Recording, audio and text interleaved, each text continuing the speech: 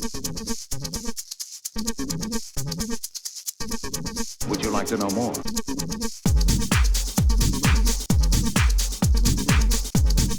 Welcome to Warmaster Podcast, Adventures in 3D Printing. Today we're looking at Ankylo miniatures, some more of the 10mm Skaven Rat Many range.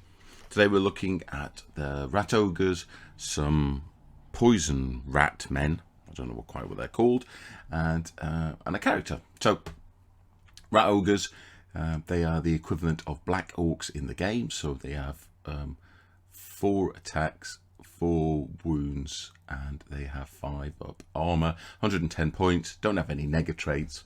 They're good guys, So we have units of 3 based on a strip, so that's cool. Come pre-supported, that's cool. Cleanup looks reasonable as usual, so that's cool. Yeah, very nice. So we have 3 strips of these. They come individually as well, and they come separately as well, and unsupported as well. So you've got lots of variety. If you want to do your own supports, cool. If you want to do them individually, cool. Or if you want to do them like this in strips, and it's pre-supported with the minimal amount of effort from the printing person, i.e. me, then cool. You get those options. Paul approached Mr. Ankylo for these STLs, and he very kindly sent them along. Skaven's not something that's my bag, but I'm sure Paul will add them to his ever-growing cheese hoard, which he likes to be big and diverse. So, yeah. I like the fact they've got extra arms and stuff, showing that they're kind of warpy mutated. And we've got these fellas here. We've got, got a guy there with a 2-headed, like 4-point stance. What's that? A nose tackle kind of stance, isn't it? There's a guy here with a kind of big fist mace or something. What's that thing there? He's going to punch your face off, isn't he? Fisto, that was it. He-Man. Fisto, if you remember. He-Man used to have a mate called Fisto, who used to go around fisting things. Well, there you go. There's Fisto. Okay, so these are the Rat Ogres. And then we have a unit of kind of poison dudes, poison gobliniers. Now, I'm not sure there's an entry in the game, because Warmaster is an abstract game, so there aren't entries for everything. And some things you can use as proxies for other things or whatever. So I think, I don't know what I'd use these as a proxy of. Because the only other ranged unit is Giselles in the game. But they tend to have longer rifles, I think, at 30 centimeters. So they would be the equivalent of handgunners with more armor. So 3 attacks with 1 shooting attack, 3 hits, 6 up armor, and I think they're about 70 points. And as with most things in the Skaven list, they're limited to a couple per 1,000.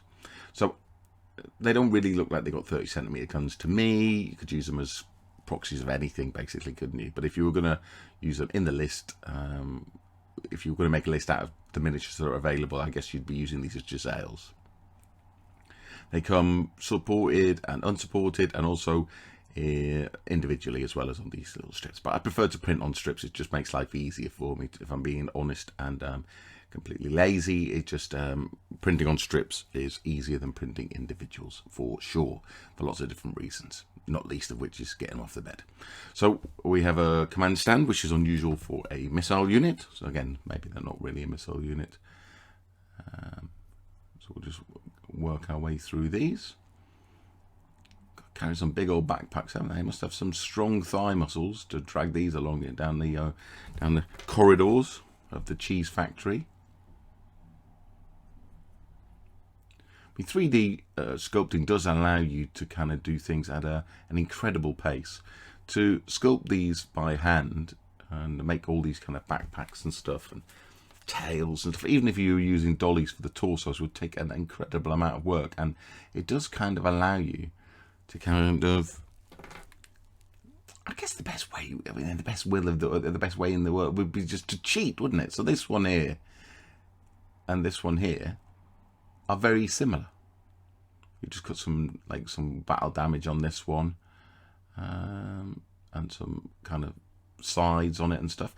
But yeah, it's just one of the bonuses of the 3D sculpting world, is that it's very, very, very easy once you've done the first miniature to kind of add a bit of variety and then make a second and a third and a fourth and a fifth. Whereas in the traditional sculpting world, if that thing even exists, and if it does exist, for how much longer it exists, who knows,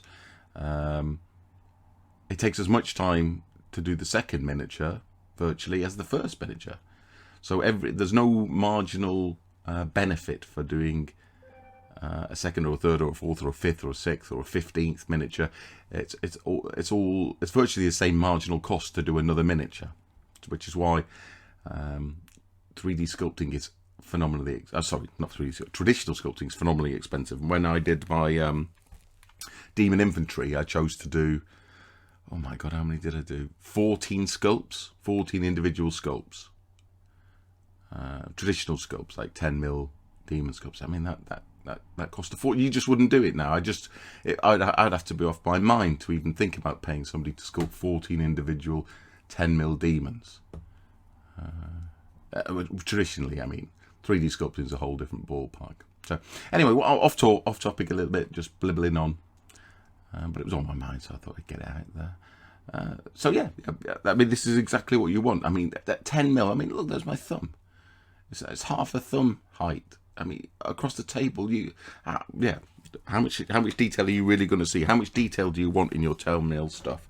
I know some people are detail addicts and they just want detail, but there comes a point where details just it's for, like, you're making the detail for maybe 5% of the actual people using the model, because 95% the detail's wasted on. They just can't do anything with that level of detail.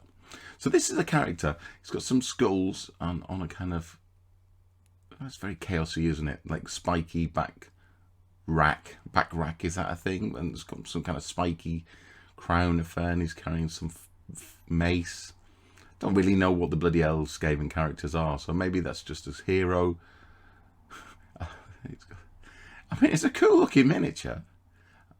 I just wish I knew more about Skaven. They just really don't do anything for me, and yet poor Winter, he is Mr. Skaven, so I guess that's why it kind of works with me and him, because we're just like chalk and cheese. Whatever he likes, I don't like, and whatever I like, he's kind of meh. Anyway, so I'm getting towards the end of the Ratman Skaven 10mm stuff. I did back his Kickstarter, which, I mean, I called it backing. It really wasn't much of an expense. Holy moly, I think it was €5 for the Death Guard, his first Kickstarter. So I will be starting to print off some of that stuff. I've actually printed off some APCs now, and maybe I'll get around to showing them to you. But anyway, that was Adventures of 3D Printing. I'll try and do some more. I'll try and keep my morale up, although Clownland is getting a bit Clownlandy again. So anyway, have a good Christmas if I don't speak to you. Hopefully I will. But see you later.